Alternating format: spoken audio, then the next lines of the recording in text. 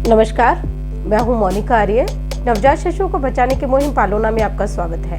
आपको याद होगा अभी कुछ ही दिन पहले हमने आपको चूरू की एक घटना बताई थी और ये बताया था कि वहाँ एक नवजात शिशु को अस्पताल परिसर में लगे पालने में छोड़ा गया।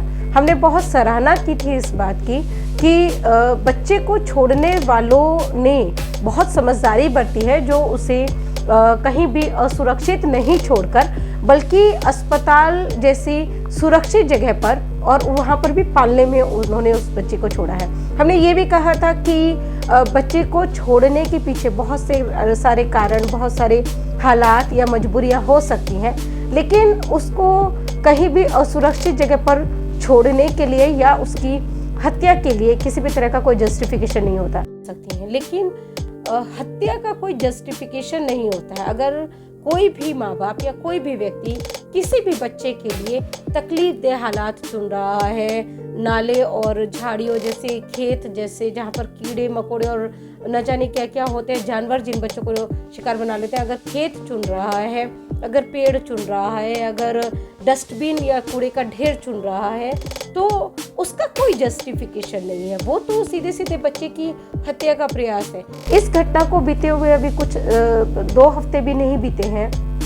इस घटना जो पहले जो पालने में बच्चा मिला, उस घटना से लेके अभी तक में, और वहाँ पर वही उसी चूरू जिले में फिर एक घटना हुई। लेकिन इस बार हमें बहुत अफसोस है कि हम ये नहीं कह पाएंगे कि छोड़ने वालों ने समझदारी बरती। इसके पीछे कई कारण हैं।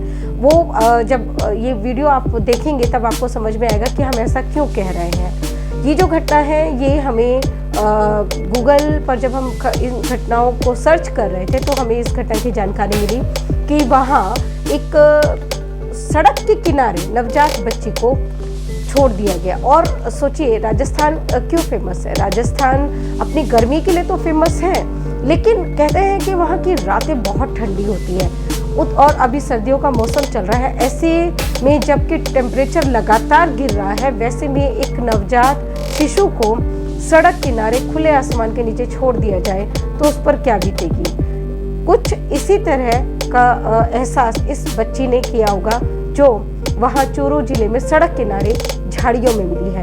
बचाने वाले कहते हैं कि बच्ची जो है वो एक फटे पुराने से कपड़े में लिपटी हुई थी और वहाँ टेम्परेचर बहुत ज़्यादा कम है। अभी 0 डिग्री सेल्सियस बताया जा रहा है कि वहाँ पर टेम्परेचर है। उतने कम तापमान में बच्ची सरवाइव कैसे की होगी, ये भी किसी आश्चर्य से कम नहीं है। बच्ची जो मिली है ये सोमवार की रात में मिली है। सोमवार की रात 8 साढ़े 8 बजे के आसपास एक निजी एम्बुलेंस के चालक सोनू खान, जो कि चूरू की ही शेखावत कॉलोनी के रहने वाले हैं, वो रतन नगर से लौट रहे थे। रास्ते में एक जगह पड़ती है वहाँ पर ढाणी लाल सिंह पुरा, वहाँ उसमें के रोही में वहाँ पर वो रुके। उनको टॉयलेट यूज़ करना था। जब वो वहाँ गए तो उन्हें एक बच्चे के रोने की आवाज़ सुनाई दी। जब उस आवाज़ को उन्होंने फॉलो किया और उस दिशा में आगे बढ़े तो उन्होंने देखा कि वो आवाज़ उन्हें झाड़ियों के पास ले गई है और वहाँ पर एक नवजात बच्ची जिसके शरीर पर पूरा खून लगा हुआ था वो वहाँ पर मौजूद है और वही रो रही है। बच्ची को भूख लग रही होगी, उसको ठंड लग रही होगी और इसलिए वो बच्ची रो रही थी, लगातार रोई जा रही थी। सोनू खान से रुका नहीं गया, उनको रुकना भी नहीं चाहिए था। उन्होंने इस बच्ची को वहाँ से उठाया और तुरंत उसको लाकर डीबी अस्पताल में उसको एडमिट करवाया। ये डीबी अस्पताल वही है जहाँ 2 हफ्ते पहले यानी कि 16-17 दिसंबर की रात में एक नवजात शिशु को, जो कि लड़का था, उसे कंबल में अच्छे से रैप करके वहाँ उस पालने में, अस्पताल के पालने में छोड़ दिया गया था। ये बच्चे की किस्मत उतनी अच्छी नहीं थी, या कहें कि इसको छोड़ने वाले उतने समझदार नहीं थे कि वो इसके लिए भी सुरक्षित परित्याग का रास्ता चुन सकते। झाड़ियाँ किसी भी बच्चे के लिए और या सड़क कोई भी शिशु के लिए सुरक्षित जगह बिल्कुल भी नहीं हो सकती है। और ये जो उन्होंने किया है, बच्ची को जो उन्होंने वहाँ छोड़ा है, निश्चित तौर पर ये एक गंभीर अपराध उन्होंने कर दिया है। ये न सिर्फ बच्चे को छोड़ने का है, बल्कि इतने छोटे, मतलब इतने नन्हे बच्चे को छोड़ने का ये अपराध जो है, ये तो उसकी जान के साथ, उसकी ज़िंदगी के साथ खिलवाड़ करना है। तो ये हत्या का प्रयास भी है और उसी में ही इसको दर्ज किया जाना चाहिए। खैर बच्ची को जब सोनू खान ने वहाँ DB अस्पताल में एडमिट करवाया तो डॉक्टर ने उसको तुरंत मेडिकल ट्रीटमेंट देना शुरू किया। बच्ची की स्थिति बहुत ही ज़्यादा क्रिटिकल थी, स्वाभाविक है उसको हाइपोथर्मिया हो गया था, जो कि आमतौर पर इस तरह के बच्चों को, जो नवजात शिशु होते हैं, उन्हें अनअटेंडेड और ठंड में छोड़ देने की वजह से अक्सर वो हाइपोथर्मिया के शिकार हो जाते हैं।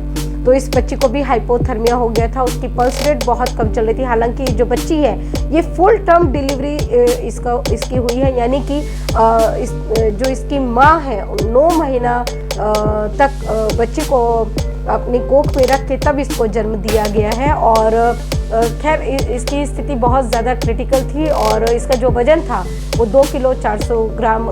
डॉक्टर अमजद खान जो कि शिशु रोग विशेषज्ञ हैं, उन्होंने बताया कि बच्ची का जो वजन है वो जो 2 किलो 400 ग्राम है। और उसको सांस लेने में तकलीफ़ हो रही थी, पल्स रेट उसकी कम थी और वो फीडिंग भी नहीं ले पा रही थी। बच्चा तुरंत जन्मा है तो शायद एक बार भी उसे अपनी माँ का दूध मयस्सर नहीं हुआ होगा और उसको इस तरह से छोड़ दिया गया। तो फीडिंग वो इस वजह से भी नहीं ले पा रही होगी क्योंकि उसकी स्थिति खराब है, और इस वजह से भी नहीं ले पा रही होगी कि उसको मालूम ही नहीं होगा कि फीडिंग लेनी किस तरह से, कैसे दूध पीना है। खैर इसमें आगे जो स्थानीय मीडिया की रिपोर्ट में लिखा है, ड्राइवर सोनू खान जो है उनके हवाले से बताया गया है कि वो रतनगढ़ से लौट रहे थे और तब उन्होंने उस बच्ची के रोने की आवाज़ सुनी। उन्होंने उसको वहाँ से निकाला और तुरंत लाकर DB अस्पताल के नियोनेटल इंटेंसिव केयर यूनिट यानी कि NICU में उसको एडमिट करवाया।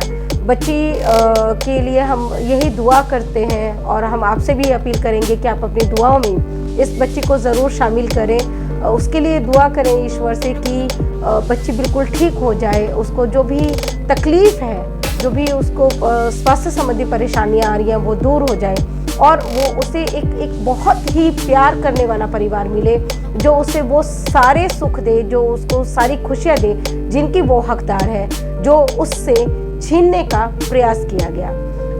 ये वीडियो ख़त्म करने से पहले मैं एक बात ये बताना चाहूँगी कि इस घटना की तह तक पहुँचने में हमें चूरू के मीडिया कर्मी मनोज जी ने काफ़ी मदद की है। उन्होंने इस घटना और इससे पहले जो हमें जो DB अस्पताल के पालने में जो बच्चा मिला था उसकी तह तक पहुंचने में उन्होंने हमें काफ़ी मदद की थी। हम उनका भी शुक्रिया अदा करते हैं और हम उन तमाम लोगों का आभार जताते हैं जो हमें इन घटनाओं की जानकारी देते हैं, सूचनाएं शेयर करते हैं, खबरें शेयर करते हैं और इन बच्चों को बचाने वालों तक यानी कि जो फर्स्ट रिस्पॉन्डर होते हैं उन तक भी पहुंचने में हमारी मदद करते हैं।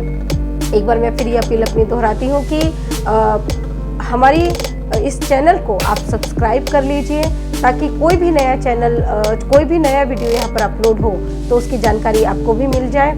साथ में वो जो बेल आइकन है उसको दबाना बिल्कुल नहीं भूलिएगा।